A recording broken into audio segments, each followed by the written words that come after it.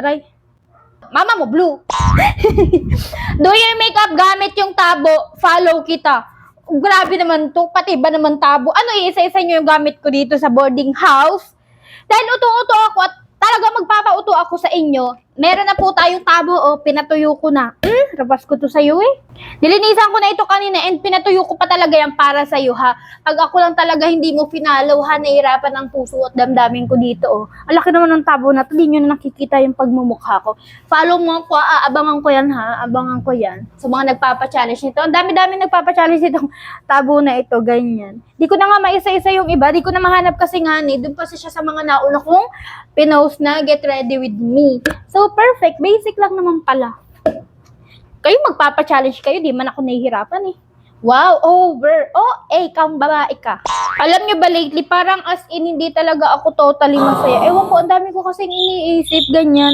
Tapos kapag minsan wala talaga ako sa mood, ganyan, wala talaga ako nagagawa, as in, nakatulala lang ako, nag-iisip ng kung ano-ano, ganun. Tapos minsan, mararanasan ko, or mamamalayan ko, nagluluha na yung luha. Basta umiiyak na ako. Pwede naman siguro tangkay gamitin mo yan, ganyan.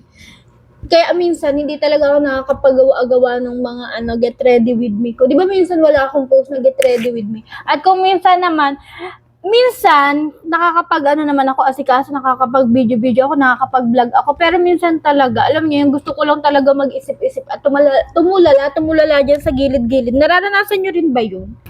Kakainis sa hindi ko masyadong nabiblend, ha? Ba yan? Nung challenge kasi to. May mga time lang talaga na busy-busyan ako kaya hindi ko nagagawa yung iba yung pa-challenge. Pero gagawin ko yan as in, kasi nga taga Bicol ako, Uragon ako, kaya wala akong susukuan or wala akong aatrasan, you know. Aray ko, kaya sabihin nyo pang magpahabol ako sa aso habang nagme-makeup, di ko yung gagawin syempre.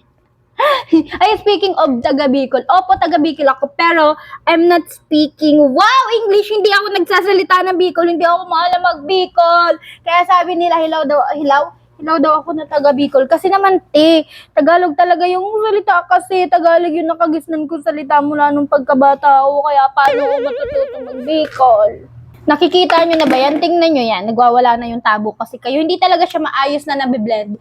Ako lang yung nakakakita dito kasi nasa akin siya malapit, you know. Pero kung malapitan at makikita nyo akong personal, hindi talaga siya nabiblend ng ayos, girl. Yan. Gawa lang talaga yung cellphone, oh. Napakakiki niyan. Tapos, parang meron siyang mga bitak-bitak.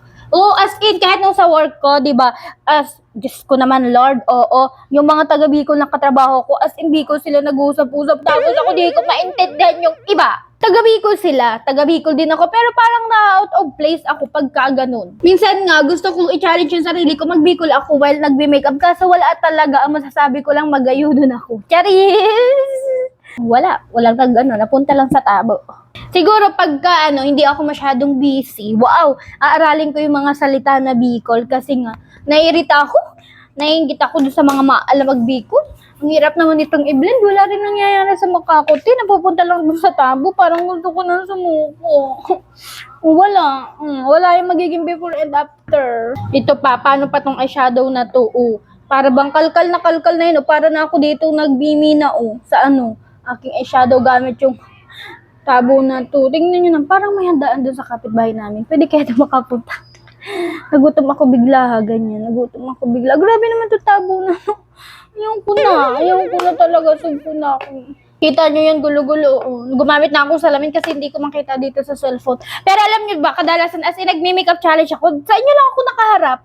Ganon ko kayo kalab. Hindi pwedeng matikal yung paningin ko sa inyo. Wow. Suklayin ko lang itong kilay ko kasi hindi ko naman may suklay yung tabo, diba? Over naman kayo, no? Ganyan. And magmamaskara pa kaya ako. Paano to? Ilalagay ko sa tabo. Hindi ko naman, malamang ipang ko to. Kasi, OA ka naman kung hindi nyo ako payagan na ipang ganito ito. Kasi yung tabo, magaganyan niya ba? May ipit ba niya yung pilik mata ko? Yan. Aray. Yan. And then, next? Lalagay ko na lang dito sa tabo. Magmamantya pa yung tabo ko. Grabe na talaga. Try ko lang kung kaya. Dito na lang siguro yan. Diyan ko na lang siya nilagay. Paraan. Yan ka na naman. Yung mga tinginan mo na yan. Alam ko yan. Huwag kang tingnan. Diyan nalagyan siya, girl. Pak. Pwede, buti pa to. Aray. Ba yan? Wala na, nagkalat na. Ayaw ko na. Mag-lipstick na lang ako, lagay ko ulit dito. Kainis. Di na nga tayo maganda, di pa naging maganda. Oh, okay na yan. Ay, ang galing, blue yung tabo ko, tas naka-blue pala ako. Wow! Mama mo, blue! Wala man lang pinangyarihan. Nainis ako. Sige na, layas na. Wala kang makakala dito sa video na to. Go!